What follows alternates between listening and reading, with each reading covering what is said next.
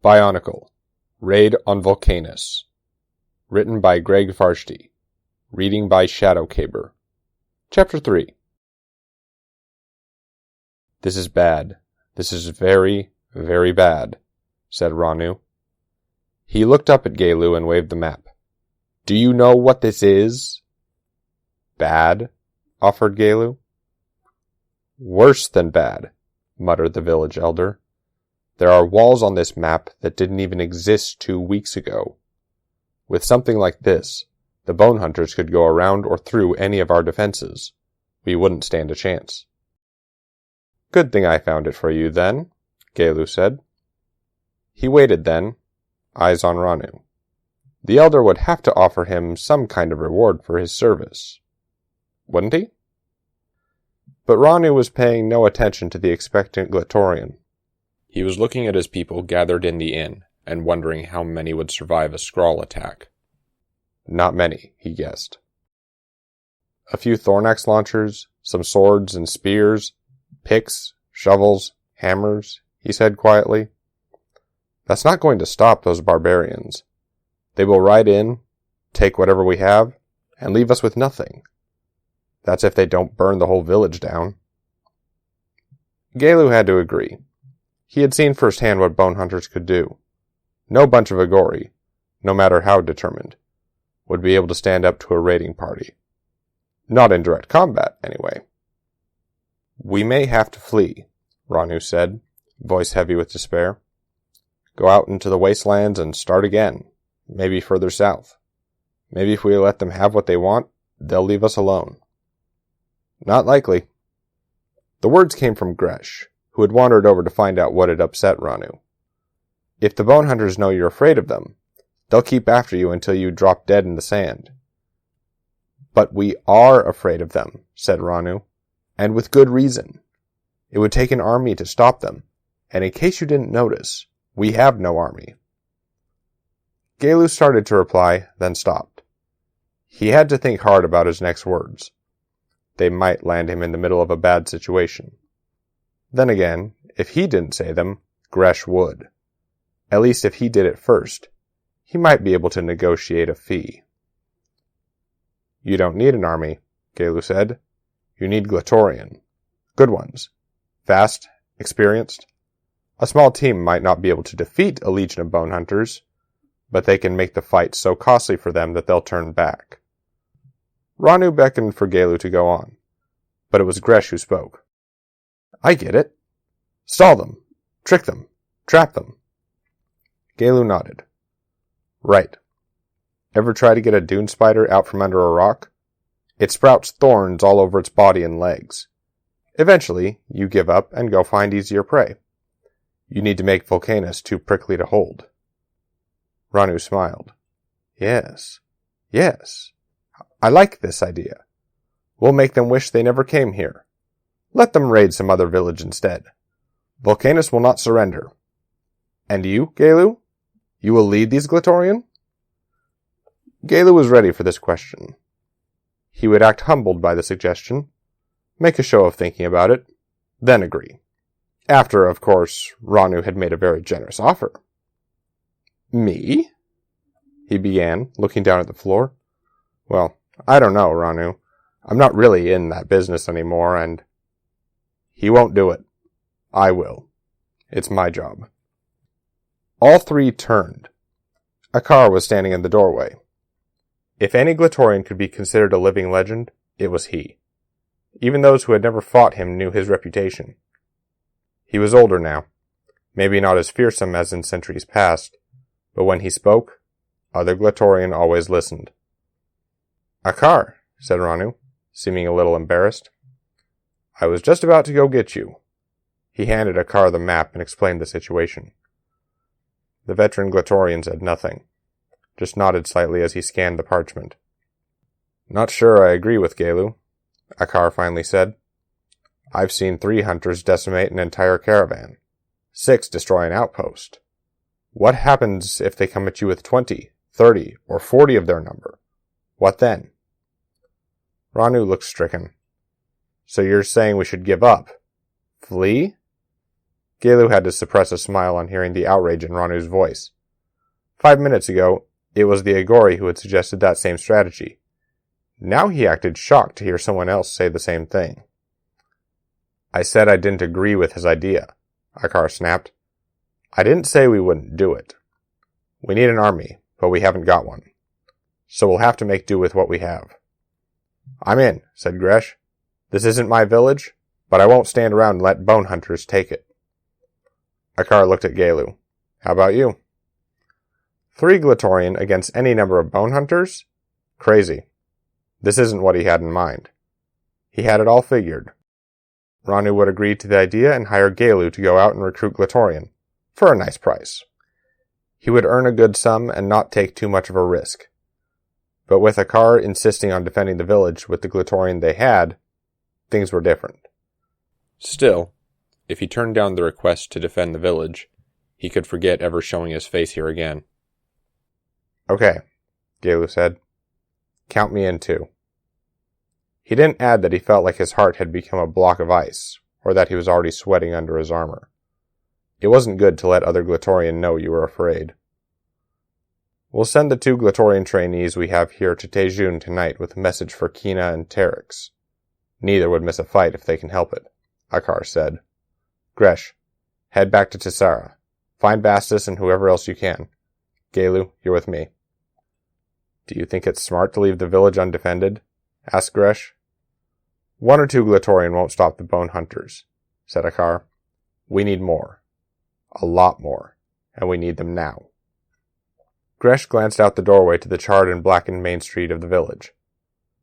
By now, Pharaoh has let his people know he lost the map. Right, said Akar. Which means they know we'll be prepared for them. They are going to move fast, so we have to move faster.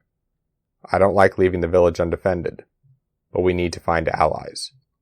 We'll have to gamble that we make it back before the bone hunters arrive. There was no time for farewells. Gresh mounted his sandstalker and rode north.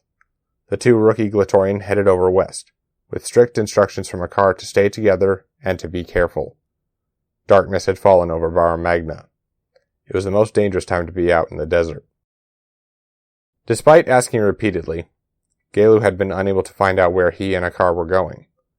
He waited impatiently while the veteran told Ranu where to post lookouts and what to do if any bone hunter scouts appeared on the horizon. If things got truly desperate, he and the villagers were to burn anything they couldn't carry, head south, double back under the cover of sandstorms, and hide in Iron Canyon. With luck, the bone hunters would keep heading south and find themselves in the sea of liquid sand. Remember, though, if they see one straggler heading for the canyon, they will know what you're doing, said Akar.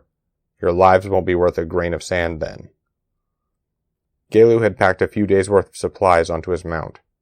Akar saw what he was doing and nodded approvingly. Good idea. We can use the food for trade. I was planning to use it for eating, answered Galu. I find it works much better that way. Akar gave a bitter laugh. You don't want to be fattening yourself up, Galu. Not where we're going. Good luck to you both, said Ranu. The hopes of everyone in Vulcanus ride with you. Then I hope they don't need to eat, muttered Galu, 'cause that's out, I hear. The 2 Glatorians struck out to the north. They rode in silence for a few hours until they reached the banks of the Scrawl River. Once, enough water had flowed to provide for all the needs of nearby villages. Now it was barely a trickle, thanks to a dam built by the Scrawl. Many Glatorian, including Akar, had challenged the Scrawl in the arena over that dam. The Scrawl won every time, and the dam stayed in place. Galu expected they would cross and head northwest for Equinox, but instead, Akar wheeled his mount northeast. Now Galu knew where they were going, and he didn't like it one bit. Akar, the Ice Glatorian whispered, we're heading right for Bone Hunter territory. Their camp is only a couple days' ride from here. I know, Akar answered. We're going to stop and pick up a friend. Then we're going to see if we can't stop their plans before they start. You're going to make an attack on the Bone Hunters? Galu asked in disbelief. He offered his launcher to Akar. Here, why not just kill me now? Relax, said Akar. They expect us to be hiding behind walls. The last thing on their minds is the possibility that we'll attack them." "It was the last thing on my mind, too," replied Gelu. "What are we going to use for an army?" Akara looked at Gelu for a few moments in silence. Then he chuckled softly and said, "You don't want to know." Gresh rode hard. Tessara was a long way from Vulcanus. He hoped Vastus or some of the other Glatorian would be there when he arrived. If they were traveling to a match, he might never find them. The idea of returning to Akar empty-handed was something he wouldn't accept. He rode through lonely, barren country. Parts of Barra Magna had always been desert, but he heard stories that some regions were once a little more green, like Tessara. The cataclysmic events that tore through the world 100 millennia ago had changed all that. Not for the first time, he wondered about the Scrawl. Everyone had known they existed, even before they moved south into the desert. Their homeland was said to be north of the Black Spike Mountains, near a volcanic region that dwarfed Vulcanus. They kept largely to themselves for thousands of years, shunning any contacts with Equinox or any of the northern villages. Then all that changed. The Scrawl stormed down from the north and made their home in the city of Roxas, a ruin that they rebuilt. They restricted travel to their city, allowing only Glatorian coming to fight or selected Agori trade caravans. Those who made the trip spoke of a huge arena, almost as big as the one in Atero, of warriors everywhere they looked, and of Spigot and other vicious beasts unleashed on Glatorian for the amusement of the onlookers. Many Glatorian who went there to fight never returned. The Scrawl usually blamed this on accidents, or insisted the fighter had been fine when he left the city, and must have met with some mishap on his way back home. Those few warriors who went there and made it back insisted they would never return. The presence of the Scrawl made all the other villages uneasy. Many wondered why they had bothered to migrate to such a barren region in the first place. Had they used up their own resources? Been driven out by some natural disaster? Or was there a more sinister reason for their sudden arrival? Maybe no one would ever know why the Scrawl did what they did. What mattered was that, after a period of pretending to want to be a part of Barra Magna society, the Scrawl had shown their true nature. They wanted to conquer this world, and they had the warriors and the will to do it. With the bone hunters making more and more raids every day on top of the Scrawl threat, the villages were in terrible danger.